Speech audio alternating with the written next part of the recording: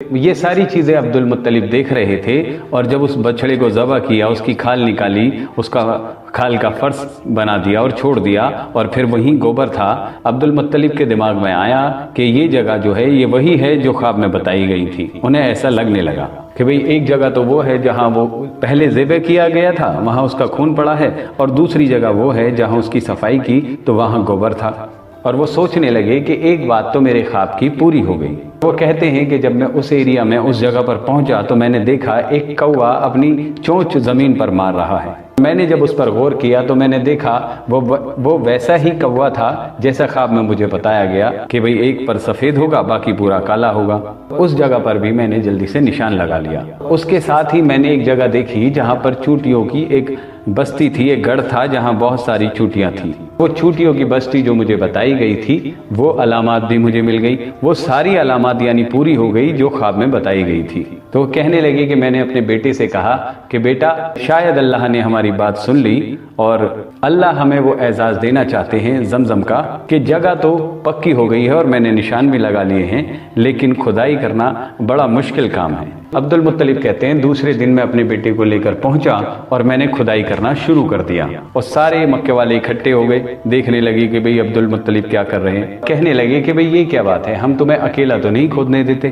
بھئی یہ اتنا بڑا صرف جو ہے زمزم کا تم لے جاؤ، کیونکہ انہیں بھی یہ لگ رہا تھا کہ ہو نہ ہو عبد المطلب زمزم کی تلاش کر رہے ہیں۔ یہاں تک کہ وہ لڑائی کے لیے تیار ہو گئے، لیکن عبد المطلب نے اپنے بیٹوں سے کہا کہ تم ان لوگوں کو روکو، اور جب تک تم انہیں روکو گے میں تب تک کھدائی کرتا رہوں گا، کیونکہ جگہ تو ہمیں پکی مل ہی گئی ہے۔ تو علماء نے لکھا ہے کہ بھئی ان کے بیٹے جو ہے جھگڑا کرتے رہے باتوں سے بول کر، اور ان لوگوں کو باتوں میں لگاتے رہے، روکتے رہے، اور زمزم جو ہے وہ مل گئی۔ جیسے ہی وہاں پانی کے آثار ملنے شروع ہوئے، عبد المطلب نے اللہ اکبر کا نعرہ بلند کیا، یعنی زمزم کو پا لیا، زمزم مل گئی۔ حالانکہ مشرک ہیں، عبد المطلب بھی مشرک ہیں، لیکن جب زمزم مل رہا ہے تو نعرہ اللہ اکبر کا ہے۔ تو یہ جو ہے یہ اللہ ہی کا کام تھا کہ بھئی زمزم کے لیے اتنا جوش اور جذبہ پیدا کرنا کہ وہ اپنے بچوں کو آگے بھیج رہے ہیں لڑائی کے لیے، اپنے بچوں کو دینے کے لیے تیار ہیں زمزم پانے کے لیے۔ تو اصل جو ہے وہ سلسلہ جڑ رہا ہے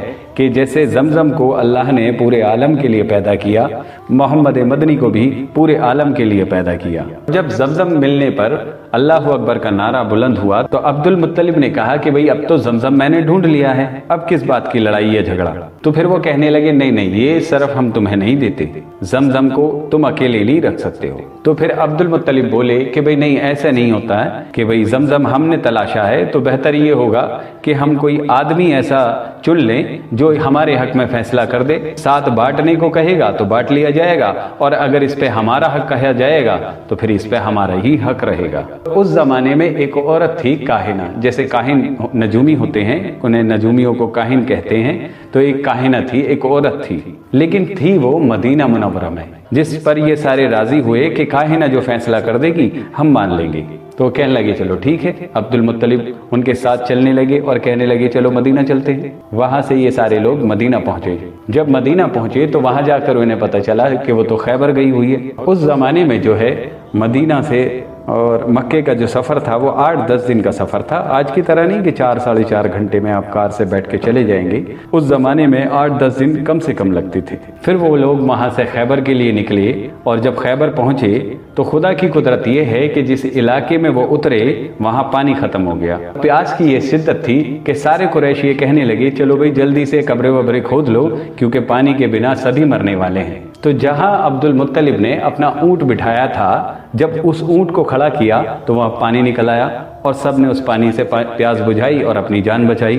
کاہنہ کو سارا معاملہ بتایا، اور کاہنہ نے بات سن کر کہا کہ بھئی اتنی بڑی نشانی کے بعد کیا سننا چاہتے ہو، ظاہر ہے اس کا حق ہے عبد المطلب کا۔ وہ کہنے لگی کہ بھئی زمزم بھی اسی کو ملا، اور جب تم سارے پیاس سے مر رہے تھے تو پانی بھی اسی کو ملا، تو یہ تو قدرت کا اشارہ ہے کہ زمزم کا جو سرمایہ ہے وہ اسی کے پاس رہے گا، تم خود بھی سمجھ سکتے ہو۔ اور یہ ساری چیزیں جو ہو رہی ہیں इसे इत्तेफाक कहकर टाला नहीं जा सकता कि भाई इत्तेफाकन उन्हें जमजम का कुआं मिला और रास्ते में उन लोगों की जान बची, वो भी इत्तेफाकन हुआ। ये सब अल्लाह ताला का करना था। और आप देखें कि अब्दुल मुत्तलिब ने एक मन्नत मांगी थी कि अल्लाह ने अगर मुझे 10 बच्चे दिए तो मैं एक बच्चा ज़बह करूंगा। उस वक्त जो है बेटों का होना और बच्चों का होना बहुत बड़ा एजाज समझा जाता था, बहुत बड़ा शर्फ माना जाता था। आजकल तो थोड़े बच्चों को बेहतर समझा जाता है और कहते हैं कि बच्चे 2 ही अच्छे। और ये फक्र वाली बात थी कि बाप आगे जा रहा है और पीछे जनाब 10 बच्चे आ रहे हैं, ये फक्र वाली बात थी अरब में। बहरहाल उनको 10 बेटे हो गए, उनको 10 बच्चे हो गए और वो दुआ पूरी हो गई जो उन्होंने मांगी थी। और सबसे छोटा अब्दुल्ला था जो हुजूर सल्लल्लाहु अलैहि वसल्लम के वालिद हैं। ये 11वें बच्चे थे और सबसे खूबसूरत बेटे थे। और आप देखें उस वक्त के नाम अब्दुल्ला, अब्दुल मनात, अब्दुल हुज्जा इस तरह के नाम हुआ करते थे, अब्दुल मसीह। और कहाँ अब्दुल्ला अल्लाह का बंदा,